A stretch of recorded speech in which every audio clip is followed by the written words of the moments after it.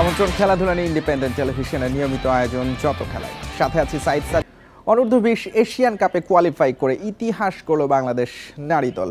বাছাইয়ের শেষ ম্যাচে দক্ষিণ কোরিয়ার কাছে 6-1 গোলে হারলেও লক্ষ্য পূরণ হয়েছে। 2 জয় আর গোল ব্যবধানে এগিয়ে থাকায় সেরা 3 রানার্স আপ কোটায় প্রথমবার মূল পর্বে লাল সবুজের মেয়েরা। গ্রুপের শেষ ম্যাচ প্রতিপক্ষ পরাশক্তি দক্ষিণ কোরিয়া, যাদের সঙ্গে র্যাঙ্কিংয়ের পার্থক্য 83। বদলে যাওয়া বাংলাদেশের চমক প্রথমার্ধে। শুরুর দিকে পারফরমেন্সে বোঝা যায়নি দু দলের শক্তির পার্থক্য। দারুণ খেলেই কোরিয়াকে চাপে রাখে বাংলাদেশ। চাপে পড়ে প্রতিপক্ষ হয়েছে এলোমেলো, খেলেছে ভুল পাস। সুযোগ কাজে লাগায় লাল সবুজ। 15 মিনিটে দলীয় সমন্বয়ে লিড, সাগরিকা শান্তির গোছানো আক্রমণে তৃষ্ণার লক্ষ্যভেদ। লিড মাত্র 3 মিনিট ধরে রাখতে পেরেছে বাংলাদেশ। লং বলে পরাস্ত হয় রক্ষণ, ঠান্ডা মাথায় ফিনিশিং লি হাইউনের। গোল শোধ করে আরও মরিয়া দক্ষিণ কোরিয়া। কিছুটা রক্ষণাত্মক কৌশল বাটলারের, বিরতির আগে 2 পরিবর্তন করেন। প্রথমার্ধে যোগ করা সময়ে গোলকিপার স্বপ্নার নৈপুণ্যে আবারও বাঁচে বাংলাদেশ। দ্বিতীয়ার্ধে কোনো সুযোগ দেয়নি দক্ষিণ কোরিয়া। পথ হারায় লাল সবুজের মেয়েরা। বাটলারের হাইলাইন ডিফেন্স থিওরি কাজে আসেনি। শক্তির জানান দিয়ে পুরো সময় বাংলাদেশের অর্ধেই বল রেখেছে কোরিয়া। একে একে আদায় করে নেয় 5 গোল, যার একটি পেনাল্টি থেকে। হ্যাট্রিক করেন লি হাইউন। কোরিয়ার কাছে বিধ্বস্ত হলেও আগের 2 ম্যাচে দাপুটে জয়ে লক্ষ্য পূরণ বাংলার মেয়েদের। 6 পয়েন্টের সঙ্গে গোল ব্যবধানে এগিয়ে থাকায় স্বস্তি। 3 সেরা রানার্স আপ কোটায় মূল পর্বের টিকিট কাটল লাল সবুজ। জাতীয় দলের মতো প্রথমবার এশিয়ান কাপ খেলবে অনূর্ধ্ব-20 নারী দল। আগামী বছর এপ্রিলে 12 দল নিয়ে থাইল্যান্ডে হবে আসর।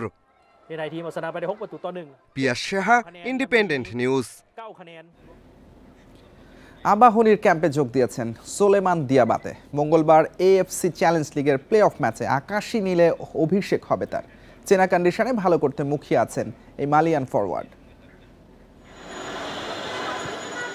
মোহামেডানের হঠাৎ উত্থানের নায়ক সোলেমান দিয়াবাতে এই মৌসুমে ভিড়েছেন চিরপ্রতিদ্বন্দ্বী আবাহনীর ডেরায়।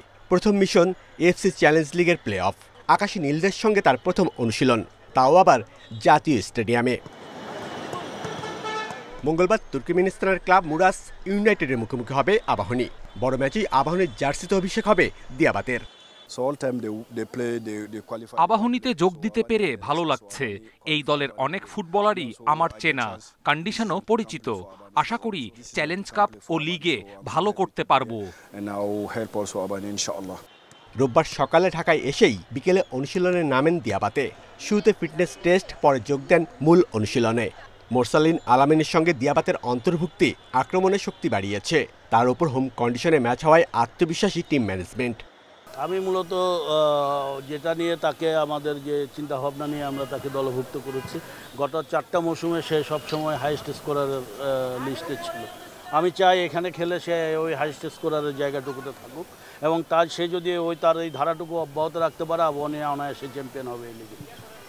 দিয়াবাতের পাশাপাশি আরও 2 জন বিদেশি ফুটবলারের সাথে কথা হলেও এফসি চ্যালেঞ্জ লিগের প্লে অফ ম্যাচে তাদের পাওয়ার সম্ভাবনা কম। Shamim Ahmed, independent news, Dhaka.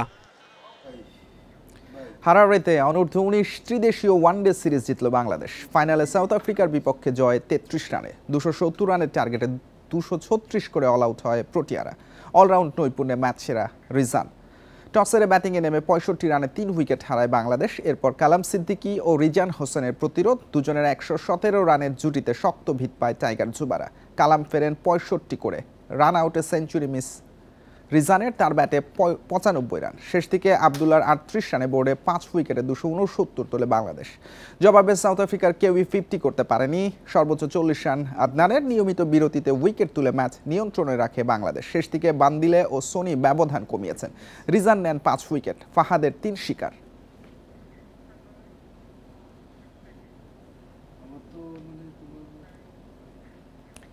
Asia cup সামনে রেখে মিরপুরে ক্যাম্প শুরু হলেও একদিনের জন্য ক্রিকেটাররা গিয়েছিলেন জাতীয় স্টেডিয়ামে।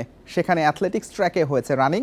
বেঁধে দেওয়া সময়ে ক্রিকেটারদের দৌড়ে পার করতে হয় ১৬০০ মিটার, যেখানে দুই বিভাগে প্রথম হয়েছেন পেসার নাহিদ রানা ও তানজিম সাকিব। ফিটনেস ক্যাম্পে মোস্তাফিজুরের ঢিলাঢালা দৌড়। প্রথম গ্রুপ থেকে রেস শেষ করলেন ঠিকই, কিন্তু সেটা লাস্ট হয়ে। আসন্ন এশিয়া কাপে কাটার মাস্টারের বল হাতের ফর্ম এমন না হলেই হয়। একই গ্রুপে ছিলেন আরেক পেসার নাহিদ রানা। ৬ মিনিট ৪০ সেকেন্ডের বেঁধে দেওয়া সময়ে ১৬০০ মিটার অনেকের কাছে বিশাল কিছু মনে হলেও সবাইকে অবাক করে নাহিদ টাচলাইন পার করলেন মাত্র ৫.৫ মিনিটে। ট্র্যাকে নাহিদের সঙ্গে অন্যদের দূরত্ব ছিল চোখে লাগার মতো। ক্যামেরার লেন্সে নাহিদ যখন ফোকাসে, আশেপাশে দেখা মেলে না কারো। তাই তো সতীর্থরা করতালি দিয়ে অভিনন্দন জানিয়েছেন।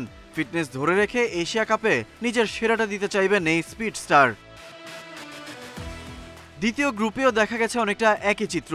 এবারও প্রথম এক পেসার, সেটা তানজিম সাকিব। এবারই প্রথম নয়, গেলবারও ফার্স্ট হয়েছিলেন টাইগার তারকা। তাই তো উদযাপনটা একটু ভিন্ন আমেজের। সাকিবের স্ট্র্যাটেজি তাকে অন্যদের থেকে করেছে আলাদা। রেস শুরুর সময় নাসুম ছিলেন সবচেয়ে এগিয়ে, ক্ষিপ্র গতিতে স্পিনারের এগিয়ে যাওয়া। পরেই ছিলেন এনামুল, সাকিব ৩-এ, কিছুটা রিল্যাক্স মোডে। শেষ পর্যন্ত স্ট্যামিনা ধরে রেখে তিনিই প্রথম। এ দলের হয়ে অস্ট্রেলিয়া থাকা ৪ ক্রিকেটার ছাড়াও এদিন উপস্থিত ছিলেন না টি-20 অধিনায়ক লিটন দাস ও তাওহিদ হৃদয়। এই ফিটনেস ক্যাম্প চলবে ১৪ আগস্ট পর্যন্ত। ১৫ তারিখ শুরু হবে স্কিল ক্যাম্প। সেরা প্রস্তুতি নিয়ে এশিয়া কাপে দারুণ কিছু করে দেখানোর অপেক্ষায় টাইগাররা। Ghalib Hasan, independent news. মিরপুরে কাজ শুরু করেছেন বিসিবির head of turf management Tony Heming. কর্মদিবসের প্রথম দিন গ্রাউন্ডসম্যানদের সাথে বিশেষভাবে কথা বলেন তিনি। একাডেমি আর মূল মাঠের উইকেটও ঘুরে দেখেন হেমিং। সব ভেন্যুর পিচে ইতিবাচক পরিবর্তন আর কিউরেটর গড়ে তোলার চ্যালেঞ্জ হেমিংয়ের সামনে। মিরপুরের উইকেট নিয়ে আক্ষেপ কম নয়। স্লো আনইভেন বাউন্সের পিচে খেলে ব্যাটারদের গড় কমেছে। আইসিসি ইভেন্টে গিয়ে স্পোর্টিং উইকেটে হতে হয় নাস্তানাবুদ। কিউরেটর গামেনি ডি সিলভাকে নিয়ে তুমুল সমালোচনা বহুদিন থেকে। এবার হেড অফ টার্ফ ম্যানেজমেন্ট হিসেবে ২ বছরের চুক্তিতে টনি হ্যামিংকে এনেছে বিসিবি। দ্বিতীয় দফায় বাংলাদেশে এলেন। দেশের উইকেট দেখভালের দায়িত্ব, সঙ্গে কিউরেটর গড়ে তোলার কাজ এই অস্ট্রেলিয়ান মৃত্তিকা বিশেষজ্ঞের। যত আপনার আমাদের ইন্টারন্যাশনাল গ্রাউন্ডগুলি আছে, তার প্রধান দায়িত্ব হচ্ছে তার আন্ডারে এই সবাই, এই আমাদের কিউরেটরস তার আন্ডারে থাকবে এবং তার আন্ডারে পিচগুলি ইমপ্রুভমেন্ট বলেন, রিলেইং বলেন, যাই হবে এগুলি হবে। সয়েল সায়েন্স থেকে ৪ জন অ্যাপয়েন্টমেন্ট করা হয়েছিল আগেই। সো এখন তাদের নিয়ে কাজ করে আমাদের নিজেদের কিউরেটর ডেভেলপমেন্ট করবে। দুবাই আইসিসি ক্রিকেট একাডেমি ও দুবাই আন্তর্জাতিক ক্রিকেট স্টেডিয়ামে হেমিং ছিলেন প্রধান কিউরেটর। আইসিসি ক্রিকেট একাডেমিতে কাজ করেছেন আন্তর্জাতিক প্রেজেন্টার ও এডুকেটর হিসেবে।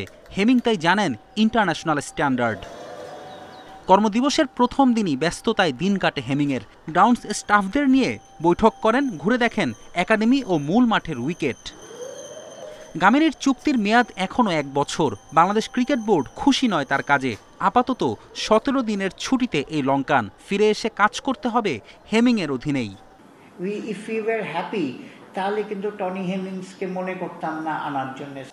২০২৩ সালে টনি হেমিংকে ২ বছরের চুক্তিতে এনেছিল বিসিবি, কিন্তু ১ বছর পরই আচমকা পদত্যাগ করে পিসিবির প্রধান কিউরেটরের দায়িত্ব নেন হেমিং। কাজের পরিবেশ নিয়ে প্রশ্ন তুলেছিলেন তিনি। গামেনিকে ইঙ্গিত করে বলেছিলেন লঙ্কান সিন্ডিকেটের কথা। এ যাত্রায় কাজের পরিবেশ নিয়ে আশাবাদী হেমিং। ফেরদৌস ইসলাম, ইন্ডিপেন্ডেন্ট নিউজ। এই ছিল আজকের জব খেলায়। ইন্ডিপেন্ডেন্ট টেলিভিশনে সব খবর বিস্তারিত জানতে চোখ রাখুন ফেসবুক, ইউটিউব এবং এক্সে। আমন্ত্রণ পরের আয়োজন।